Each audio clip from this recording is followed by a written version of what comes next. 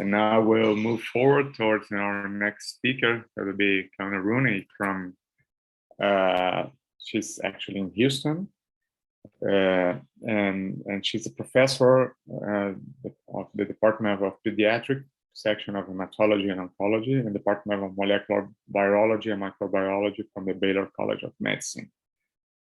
So Dr. Rooney has made several outstanding contributions in showing that T cells can be trained to recognize and eliminate virus-infected cells. So this has paved the way, along with her colleagues and other contributing groups, to the use of virus-specific T cells in reactivation of several different viruses. So she will tell us a little bit about this story, and more recently combining also these possibilities with the expression of transgenes for recognizing tumor cells, such as CD30 and several others they have running in her lab at Baylor. So she runs a laboratory that's focused, she's the director actually of the Laboratory of Translational Research at the Center for Cell and Gene Therapy at Baylor. So thank you very much for being here today and sharing with us some of your recent work. Thank you so much. Thank you very much for the invitation, and I'm also sorry that I'm not in Brazil. Yeah, we will have to arrange this next time. Yeah, actually, I owe you a caipirinha, so I didn't forget, and we hopefully will have you here in person next time, so I can pay my debt. Thank you. Right. So, can you see the slides? Okay. Sure, it's okay. Okay, so I'm going to talk about off-the-shelf CD30 CAR modified EBV-specific T cells for the treatment of lymphoma. And so these are my disclosures.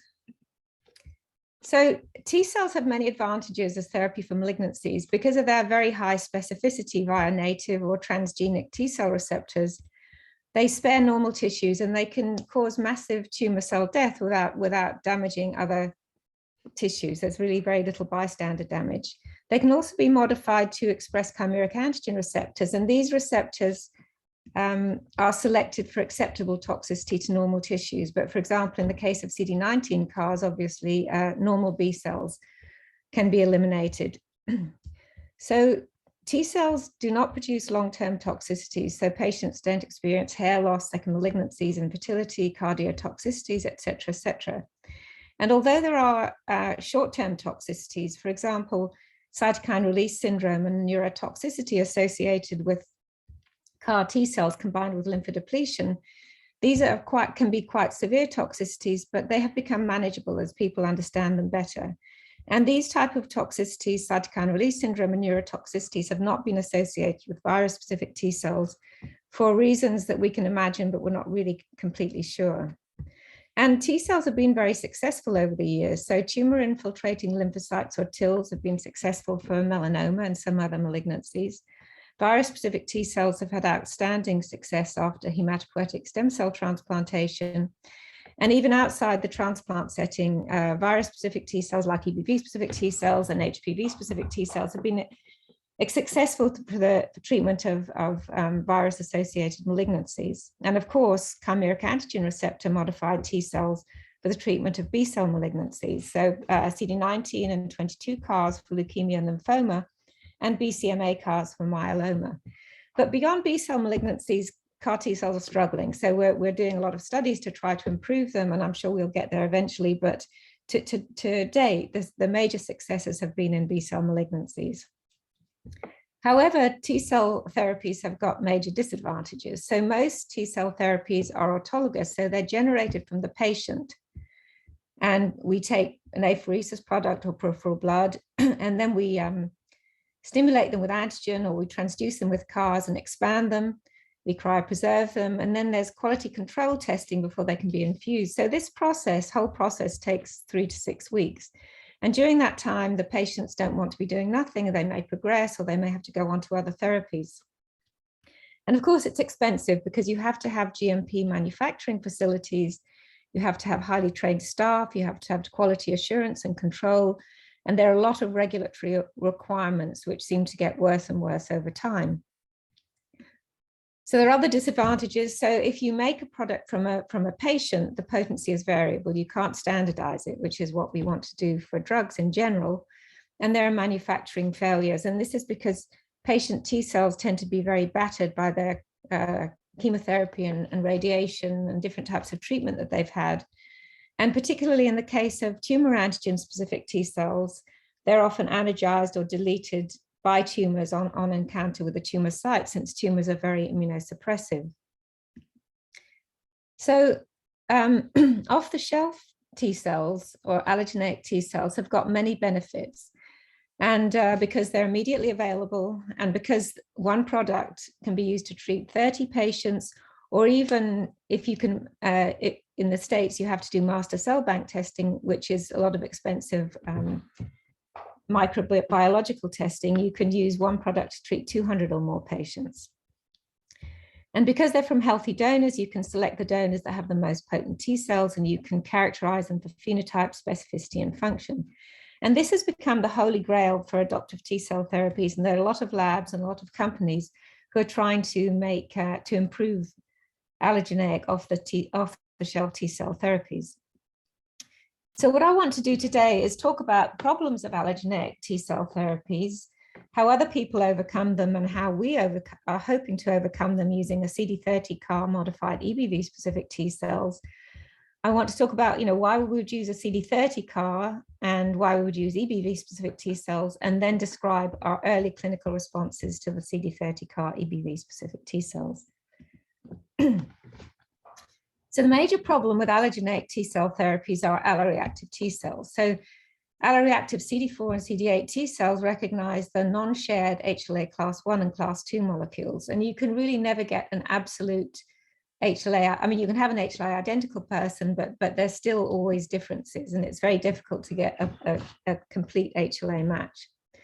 So alloreactive T cells in the donor product, that's in the infusion product, can cause graft versus host disease. And alloreactive T cells in the recipient can cause graft rejection. And so here you see an allogeneic cell that we've infused with its HLA class 1 molecules. And here's an alloreactive T cell that recognizes the allogeneic HLA molecule. And on recognition, this cell will become activated and proliferate massively, and then eliminate all of these allogeneic cells. And these are really the two major problems that we're trying to address. So common strategies to prevent rejection are to knock out these immunogenic HLA molecules. And HLA class 1 can be knocked out by knocking out beta-2 microglobulin, which is the universal beta chain of all HLA class 1 molecules.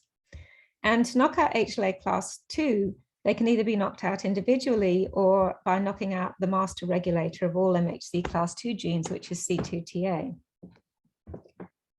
However, class 1 negative cells are susceptible to natural killer cells. And so this creates a problem, because your HLA negative cells are still going to be eliminated.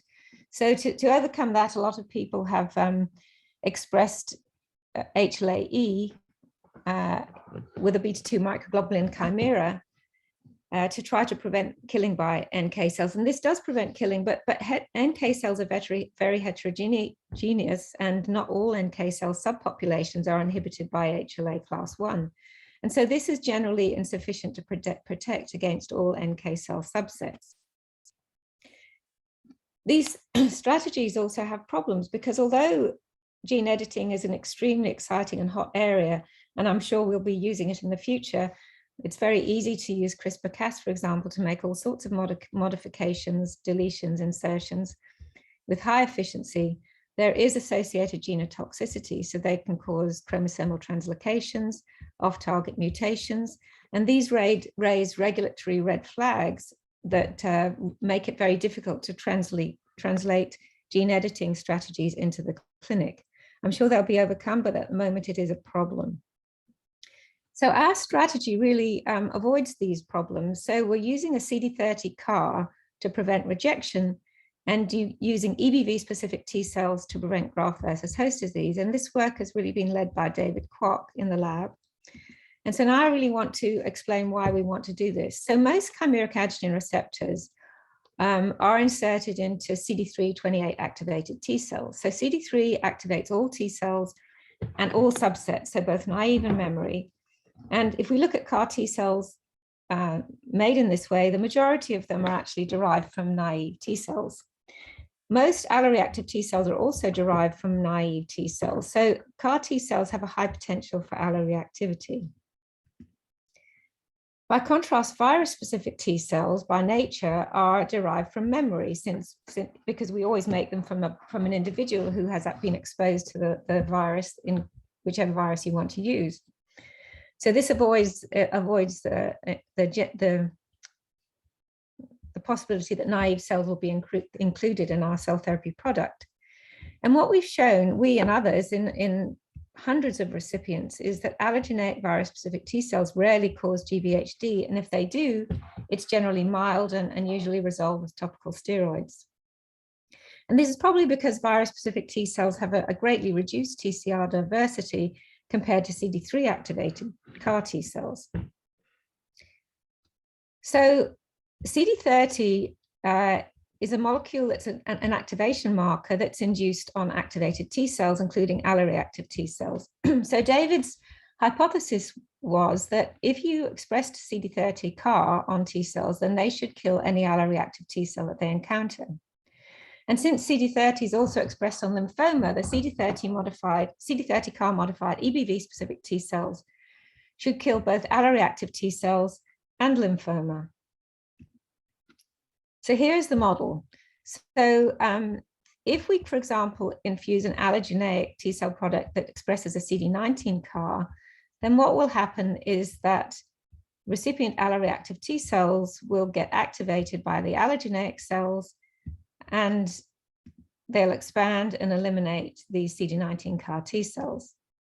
However, as they are activated, they upregulate CD30. So if instead we have a CD30 CAR modified T cells, then the CD30 CAR can recognize the CD30 on the recipient alloreactive cells and kill it. So I just want to briefly digress now and just talk about the safety and efficacy of both CD30 CAR T cells and allogeneic EBV-specific T cells. So our group has evaluated autologous CD30 CAR T cells. So these are T cells that are CD3 and 28 activated. And this is not a problem since it's in the autologous setting, so we don't worry about alloreactivity. And Carlos showed that these cells are extremely effective against CD30 positive lymphoma. They're safe, they don't cause, there's minimal cytokine release syndrome, possibly because the CD30 CAR T cells will kill off any activated T cells. And interestingly, he observed no increase in the frequency of viral infections or reactivations, despite the fact that the CD30 CAR T cells may be killing off alloreactive T cells. Sorry, may be killing activated T cells that are activated by viral infections. So here are the clinical responses. And what you see here is a swimmer's plot. And what you see at the top is patients who had complete responses. And you can see that 11 of these 20 patients did have complete responses, although you can also see that in the majority of cases, they are short-lived, since the patients do go on to get progressive disease, which is indicated in red. However, we have 2 patients who have gone pretty far out, and we're still following them. But the majority of the patients, only 4 patients did not have any kind of response, and 2 of the patients had stable disease and 2 had partial responses. So there is room for improvement, of course, but there are many strategies that can potentially be used to improve upon these results. If we follow the patients after infusion and we do PCR for the transgene in patient peripheral blood, what we see at the 3-hour time point is what's circulating 3 hours after infusion. So these are the levels, and this reflects the difference, increasing doses of the CAR T cells that we infuse. And what you see is, in most patients, several logs of expansion over the first week, and starting to decrease after about 2 weeks, but you see quite good persistence up to about 6 weeks and even longer. So now I want to move to virus-specific T cells. So banked off-the-shelf virus-specific T cells are also safe and effective. And Anne-Leen has shown this very clearly in the hematopoietic stem cell transplant setting. In this case, they're third party. So we've already shown, and other people have shown, that virus-specific T cells derived from the stem cell donor are very safe and effective, and they expand after infusion. But this is different in that these are banked allogeneic virus-specific T cells. So basically, it's a third party, and they're infused based on the best partial HLA matched. So she made a bank of cells that was specific for EBV, CMV, adenovirus, BK virus, and HHV6, since they're all problematic viruses after stem cell transplantation. And the lines were selected based on recognition of the problem virus through whatever HLA alleles were shared. Maybe one, maybe more, but the more the better. So the generation of multivirus specific T cells has been massively simplified over the years. And basically what you see here is we obtain peripheral blood from our healthy donors. We stimulate it with overlapping peptide libraries. So these are libraries representing hexon and penton of adenovirus, EBNA1, LMP2, and BZLF1 of EBV, 2 antigens of CMV, and 2 and 3 antigens of BK and HHV6.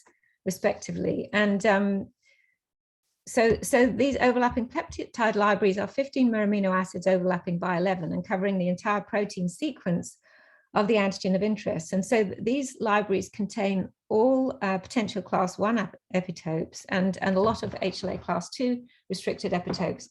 And the advantages of these is this is completely HLA unrestricted. So these peptide libraries will activate virus-specific T cells regardless of the HLA phenotype of the individual.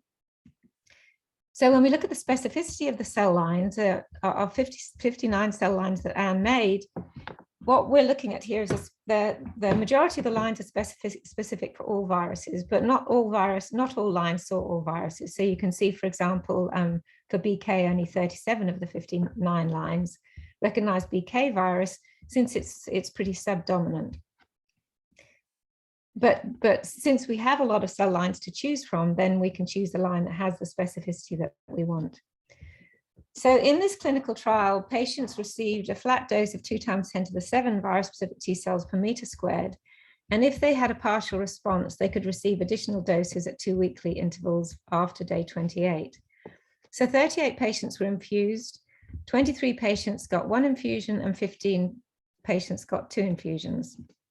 And here you can see a sort of typical response to these banked virus-specific T cells. And this is a patient who had CMV. And in the red, you can see the CMV genomes per ml of blood that pre-infusion, so this is month -2, -1, and prior to infusion. And this patient had received foscarnet and ganciclovir and was not responding. So then received 2 × 10⁷ per meter squared of CMV-specific T cells.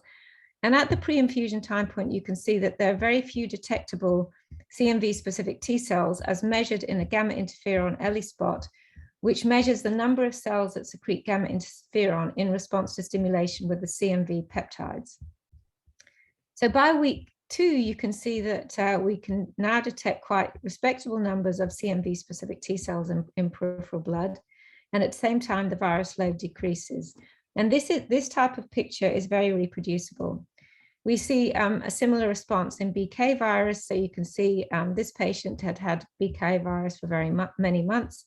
And after virus-specific T cell infusion, we see a decrease to undetectable levels, both in plasma and in urine. So if we look at the responses overall, the efficacy, that is responses, was over 90% for all viruses. And so in the case of EBV, we only had 2 patients who had EBV lymphoma, and both of them had a complete response. The BK doesn't look so good because there were 10 of the patients were only partial responders, but these were actually clinical responders. So they had clinical resolution of symptoms, but we could still detect virus in the urine, which you can also often detect in healthy donors. So it's quite difficult to decide how to call these responses. Now, the virus-specific T cells were extremely safe. So in the 38 patients, there were only 2 cases of graft versus host disease. One was a flare of chronic skin GVHD, and the other was a grade 1 skin GVHD, which resolved with steroids. And 2 patients had transient fevers. So they're very safe and they're effective. So when we look at the increase in the frequency of VSTs after infusion, we do see an increase, but it's more transient and not such a high level as we see if it's a donor-specific product. But we can detect them for up to 12 weeks. And if we look at the TCRs from the donor product, we can detect them at very low frequency for much longer, for many months. However, persistence is limited by HLA disparity, even after hematopoietic stem cell transplantation, and sometimes multiple infusions are required to maintain the response. However, in the stem cell transplant setting, this provides a perfect bridge until the patients reconstitute their own immunity.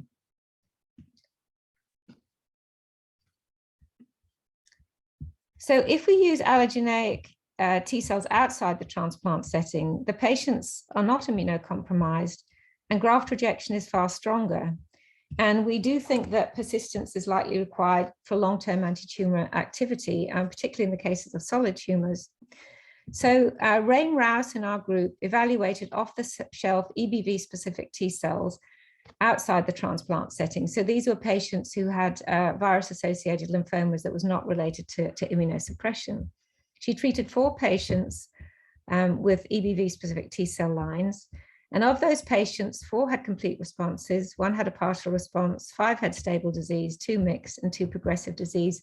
So majority of the patients did respond. And what she observed was an increase in the frequency of EBV-specific T cells after infusion, and also that these infusions of allogeneic cells reactivated endogenous immunity, resulting in epitope spreading, so an increase in the frequency of T cells specific for non-viral tumor antigens. However, we do think that the lack of persistence may limit efficacy. So what this slide shows is, again, it's an ELISpot. So we're looking at the number of cells that secrete gamma interferon in response to the 4 EBV antigens against which these T cells were generated: EBNA1, LMP1, LMP2, and BARF1, which are 4 latency-associated proteins. So you can see that she observed an increase in the frequency of these T cells from pretty low levels prior to infusion to very respectable levels, even persisting out to month 3 and month 6 against all antigens. And in the same donor, we see an increase in the frequency of T cells specific for non-viral tumor antigens. So these are SSX, NY, ESO, Survivin, MAGE4, and PRAME. These antigens are all known to be expressed in lymphoma. So these are pretty potent responses. And I think that the reactivation of endogenous immunity is probably a major reason why these allogeneic T cells can actually survive, since we don't see massive, if we look for the TCRs from the donor product in the patient, we don't really see massive expansion. So now I'm going back to our original idea of using CD30 CAR modified EBVSTs. So if we have a CD30 CAR modified EBVSTs, then the virus-specific T cells we predict will be safe because they won't cause graft versus host disease. They should kill alloreactive T cells, so they shouldn't be rejected. They could kill CD30 positive tumors, whether they're EBV positive or negative, and they can kill EBV positive tumors, whether they're CD30 positive or negative. So David tested this initially in vitro. So here we have co-cultures of patient PBMCs, of a healthy donors PBMCs, co-culture with allogeneic EBV-specific T cells.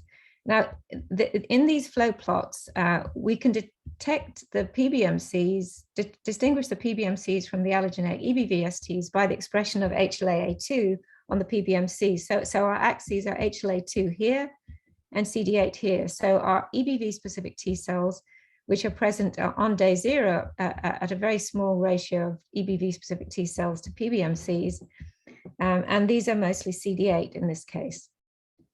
After 12 days of co-culture, what you can see when the EBV-specific T cells are not transduced is that the allogeneic is that the PBMCs expand massively and eliminate all of our EBV-specific T cells. If the EBV-specific T cells express the CD30 CAR, then what you can see is that the PBMCs don't proliferate that much, and these are quantitative using count-bright beads, but the EBV-specific T cells are not eliminated and they proliferate. If we use an irrelevant CAR, in this case, it's a GD2 CAR, then you can see that there is no elimination of the alloreactive T cells, and the EBV-specific T cells themselves are eliminated.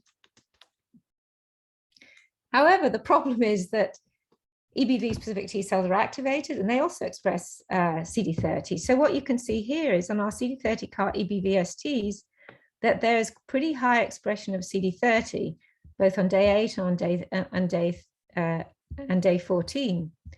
And what you don't see is the presence of CD30 positive CAR negative cells, which is interesting. And if we look at the fold expansion, despite a little bit of initial delay in proliferation, we get very good proliferation of CD30 CAR modified EBV specific T cells compared to the non-transduced. So this expression of CD30 does not seem to be a problem. So how can EBV-specific T cells express CD30 and survive? So if we look at the mechanism, so what we have here is a tumor that expresses CD30, and our CD30 CAR EBV-specific T cells can kill the tumor cells via the CD30 CAR. However, if our EBV-specific T cells are the target because they express CD30, then the CD30 CAR on our EBV-specific T cells will bind the CD30 CAR molecule, its own CD30 CAR molecule, masking the epitope, so that now it cannot be killed in trans, and killing does not happen in cis because a T cell cannot kill each other. And we know this because they don't kill each other, which it was a concern initially. So we think that the CD30 CAR EBV-specific T cells mask their own CD30, protecting them against killing against other CD30 CAR expressing cells. Additional advantages of EBV-specific T cells as hosts for CD30 CAR is that endogenous EBV-infected cells may boost in vivo function of CAR EBV-specific T cells, and we know that normal B cells carry EBV in latency, and although most of the EBV genes are downregulated, EBV-specific T cells expressing up to 9 viral latency proteins can be detected in tonsils. So there should be constant stimulation of any EBV-specific T cells. And we know that oropharyngeal epithelial cells replicate EBV constantly and are expressing the entire viral genome, which is about 80 viral proteins. So these should be able to, so both of these cell types, the latent and the lytically infected EBV-infected cells, should be able to stimulate our CD30 CAR EBV-specific T cells via the EBV-specific T cell receptor. So now I'm going to talk about our clinical trial, which is called BESTA, for banked EBV-specific T cells expressing a CD30 CAR for allogeneic recipients. So to make our cells, we isolate PBMCs from healthy donors. We remove CD45RA positive cells, and this subpopulation contains naive T and B cells, NK cells, and T regulatory cells, and also effector memory cells. And and what we find is that this procedure actually increases the specificity of our final product, and also removes the naive cells which might have the potential for alloreactivity if they were carried along as bystander cells.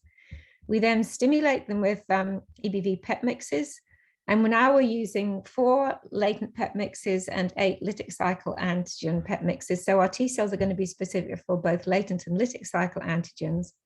And we expand them in the presence of IL-7 and 15. On day 5 to 6, we transduce them with our CD30 CAR, which is shown here.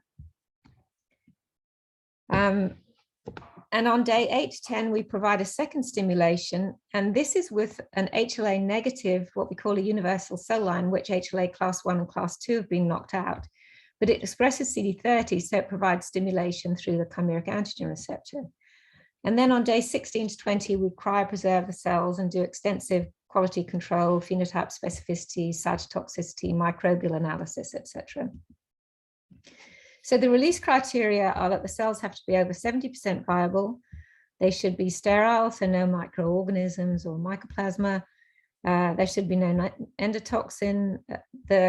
We do HLA typing to make sure that the final product is identical to the original donor. The transduction efficiency should be over 50% of CD30 CAR. We should have at least 20% killing of CD30 positive target cells at an effector to target ratio of 20 to 1. They need to be EBV specific. So our cutoff is 100 gamma interferon spot forming cells per 100,000. And the phenotype should be, our only criteria is that it should be less than 1% of CD19 positive, CD3 negative. And that is to exclude the outgrowth of the universal LCL we use to stimulate it, which is irradiated. So this is just to show that all of our lines, and we've made 8 so far, this is just showing the first 4, we got sufficient cell numbers for the treatment of up to 12 infusions at the highest dose level. The viability was all over 85%. The transduction efficiency was extremely high. And this is because during the culture, any CD30 CAR negative, CD30 positive cells are eliminated.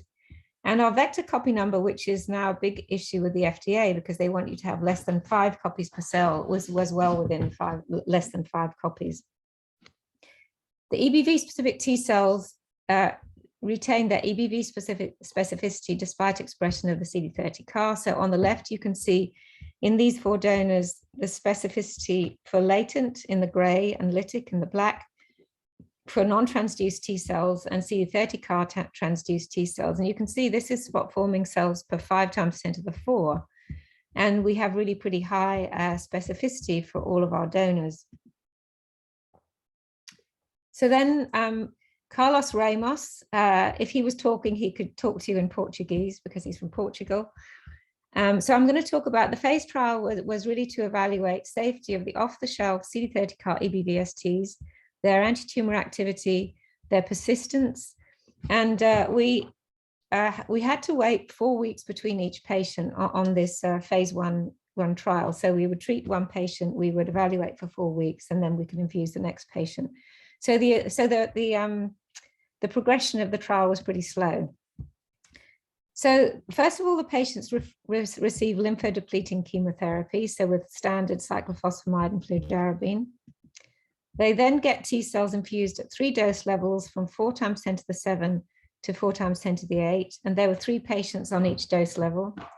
We then draw blood at various times after infusion to look at the transgene levels of transgene expression and to look at epitope spreading and the frequency of EBV specific T cells.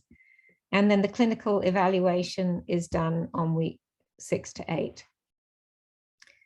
Any patient with a CD30 positive lymphoma was eligible. So these could be Hodgkin's or non-Hodgkin lymphoma. It just so happens that all the patients we treated had Hodgkin disease because we had another open study for non-Hodgkin lymphoma.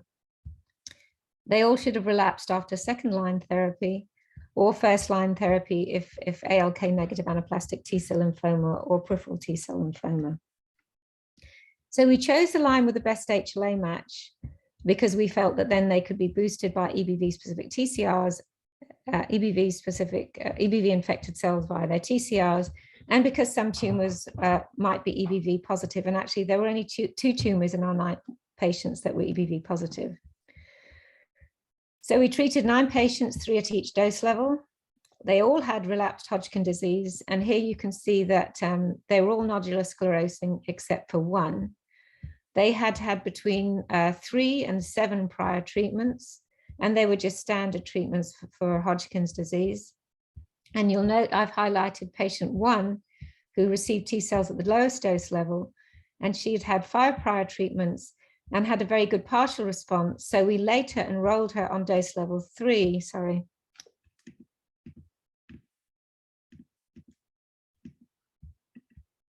We later enrolled her on dose level 3, and at that time she'd had 7 treatments. So she'd received our Besta, that's the EBV CD30 CAR EBV specific T cells.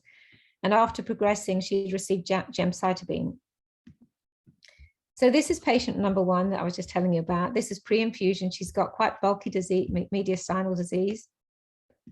And on week 6, the disease was almost completely gone, with the exception of this one small area in her pelvis. This shows a partial response in patient number 5. This is a 39-year-old female on dose level 2. And you can see this tumor here was much smaller, but this was the residual tumor. There's other tumor that has completely resolved. Patient 6 had a complete response on dose level 2. You can see his also quite bulky disease prior to infusion and a complete resolution by week 6. And this is patient 8, and again, a complete response of all areas of disease.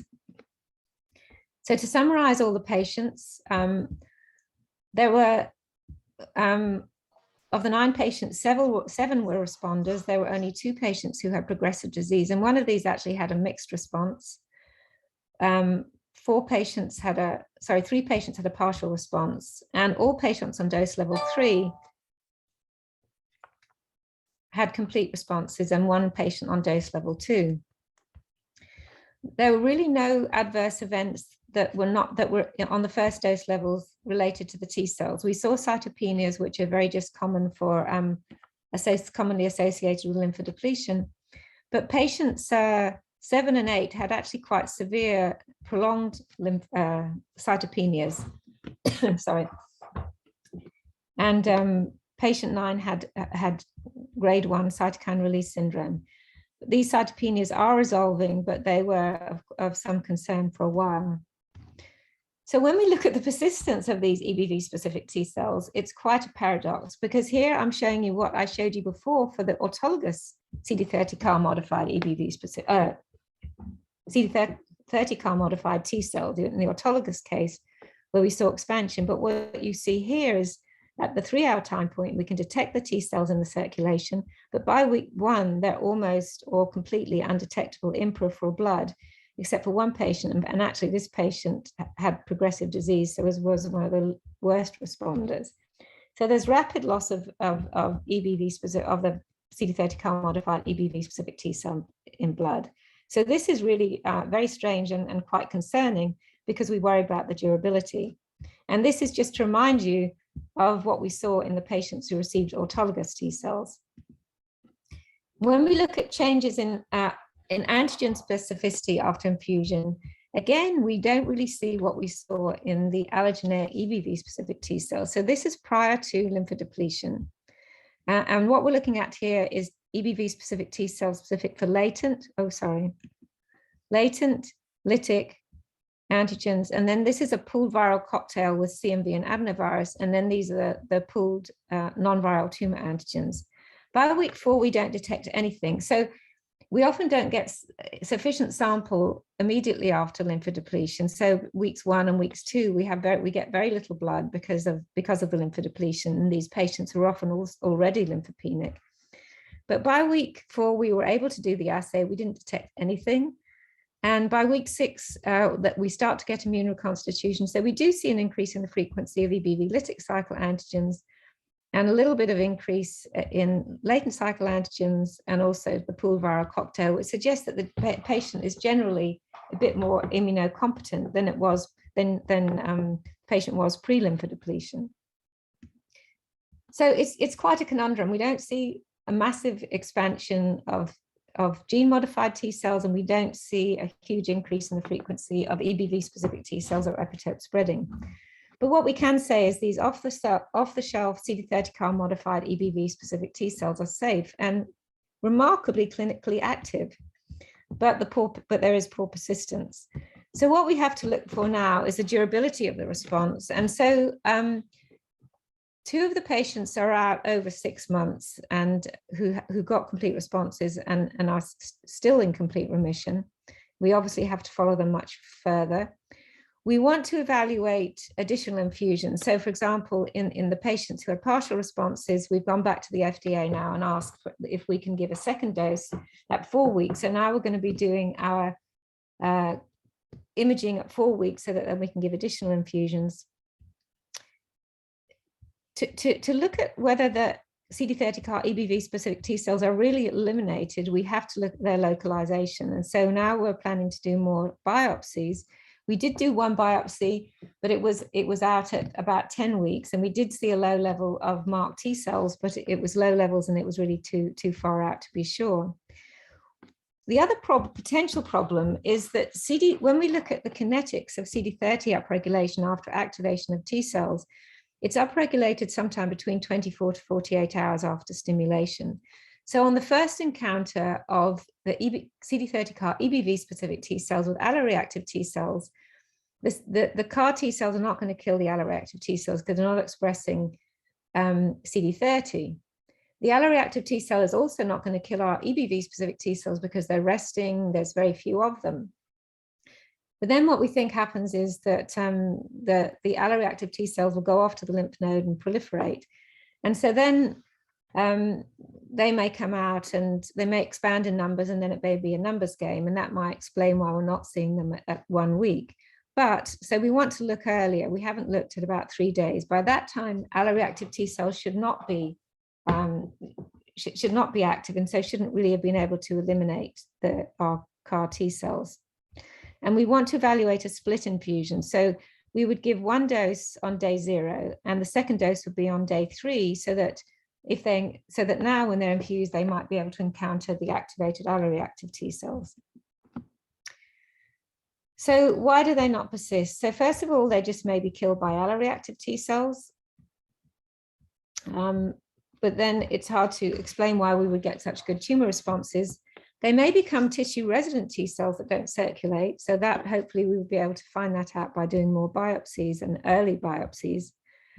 And then, as I said, we want to analyze CD30 expression during gene expression and the frequency of the modified T cells during the first week, because it may be we see them at week 3 and then they vanish, which would suggest that the alloreactive T cells are eliminating them.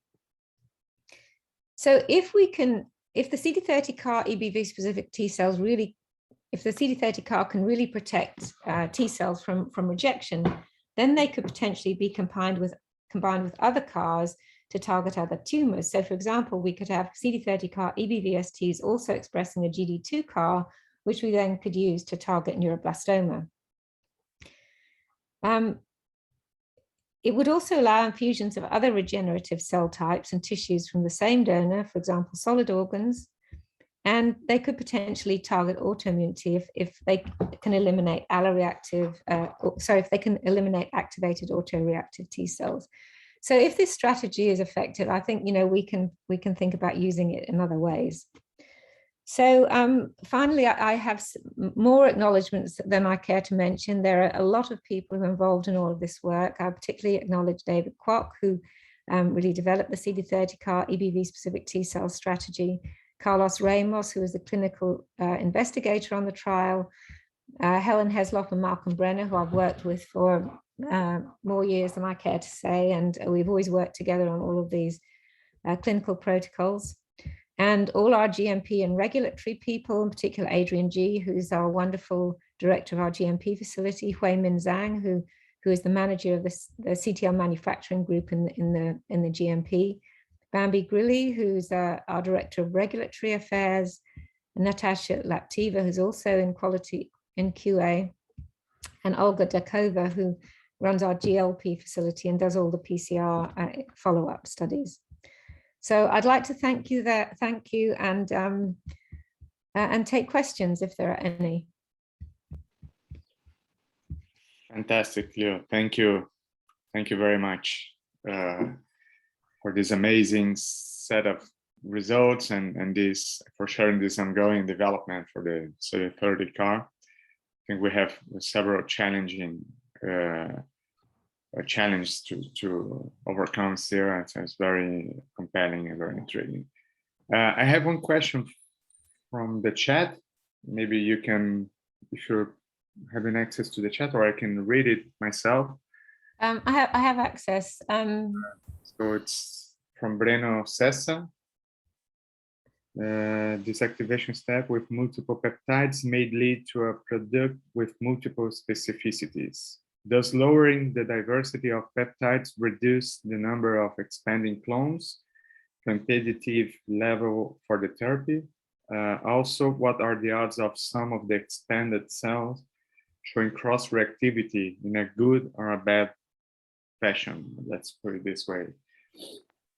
Yeah, so we wanted to have quite a broad repertoire because we wanted our T cells to be able to respond to multiple antigens.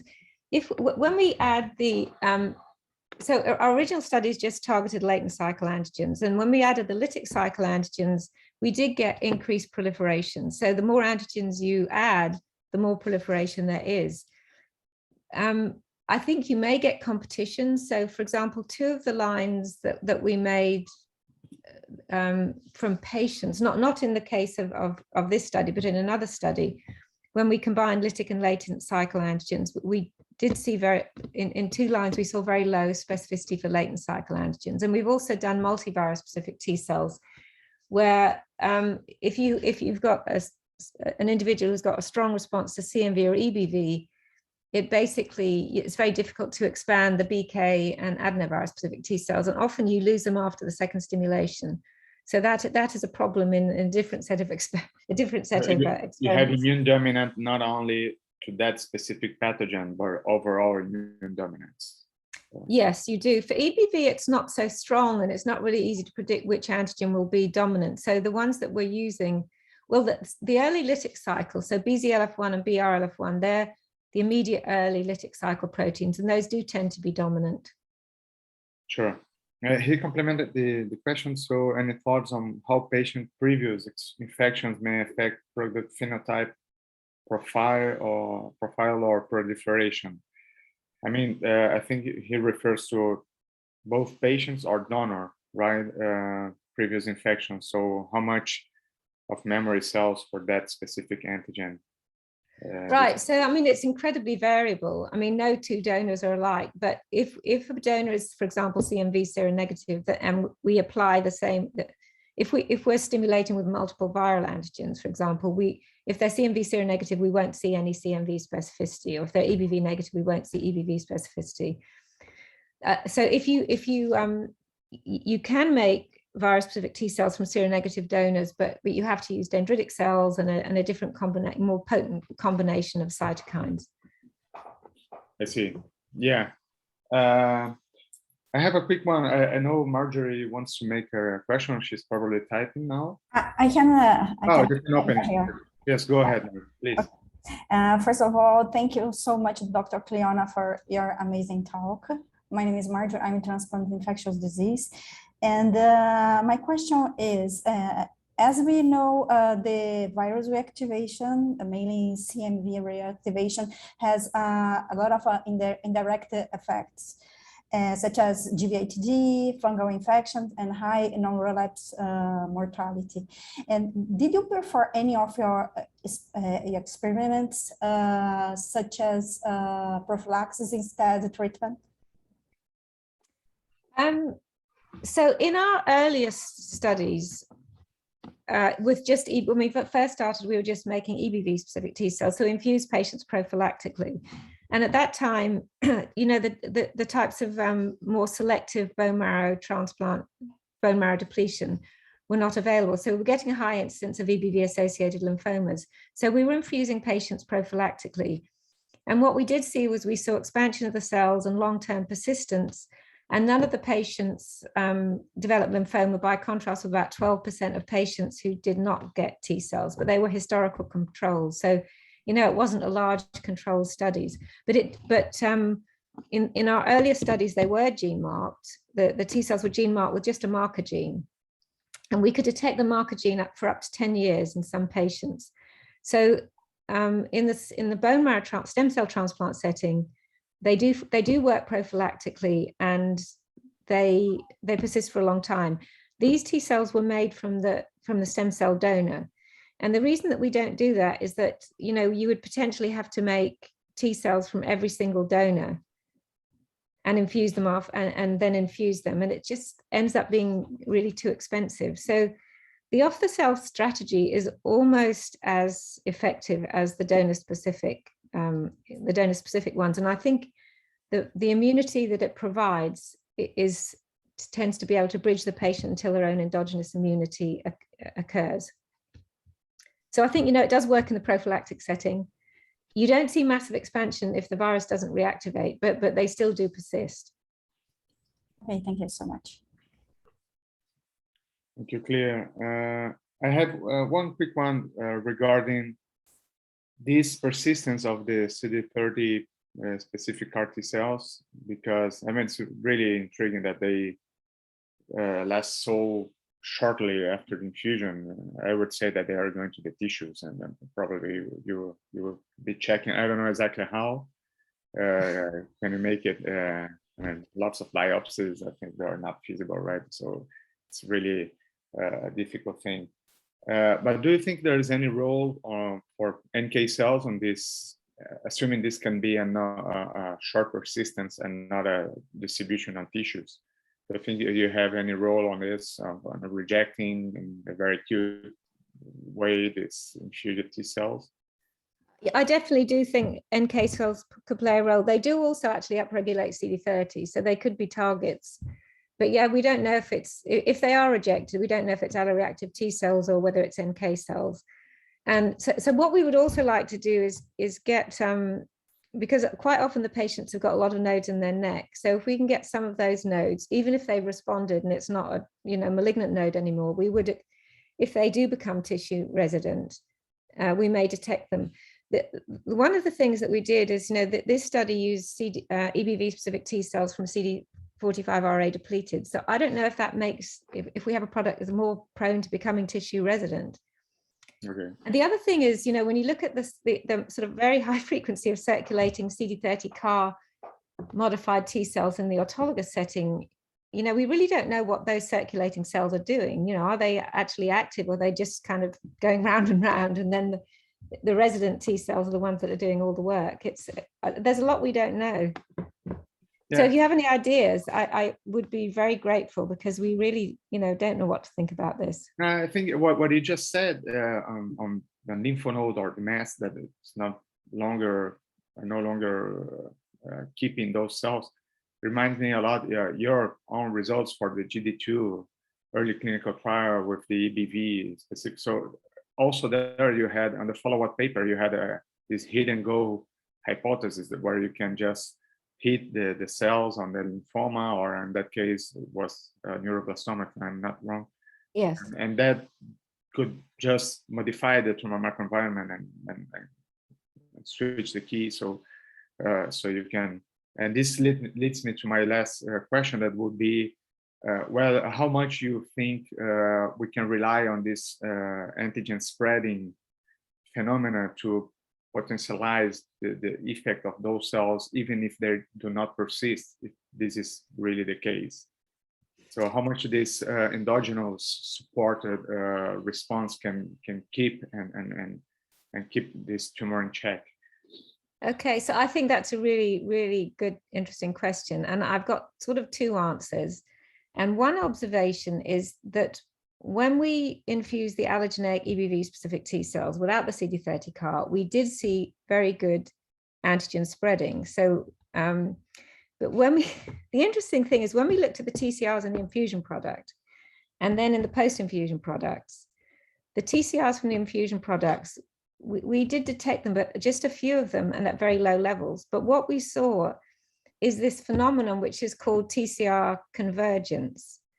Mm-hmm. And I don't know if you've heard of it. It's quite complicated to explain, because I only recently, because we saw it, that's how I really understood it, is that what you see is an increase in the frequency of T cells that have a different T cell receptor from the infusion product, but the same amino acid sequence. So you can have possibly hundreds of different TCRs with the same amino acid sequence, so recognize the same epitope. And when we looked at the patients after infusion, we saw massive numbers of these convergent TCRs, which we couldn't detect before infusion. So what it looked like is that the EBV specificity that we observed by ELISpot correlated not with the infusion product, but with these endogenous EBV specific T cells. Are you sure whether they are endogenous or from the infused product, but they were minor? Yes, so they could have been, because the problem with the TCR is that you only, I think you only sequence I don't know, maybe 50,000 cells, so you're not really sequencing everything. So it could be expansion of very small clonotypes. That leads us to the first question from Breno, how good it is to have at least, even if it's subrepresented, but more diversity in the final product. So you can rely on having this unpredictable expanding clones once in vivo. You don't know what they are recognizing, right? That's very yes.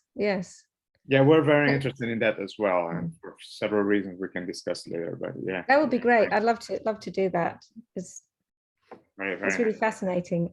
So the other answer I wanted to have is that it does seem that we don't get such good epitope spreading looking for non-viral, or we've looked in CAR T cells, which are not specific particularly for anything, and we do see epitope spreading. We don't see epitope spreading after CAR T cell infusion, but that's always after lymphodepletion. So we do worry that the lymphodepletion may actually deplete tumor infiltrating lymphocytes, which might be responsible for the epitope spreading that we see. For good and for bad, right? Even the regulatory components as well, right? That's true.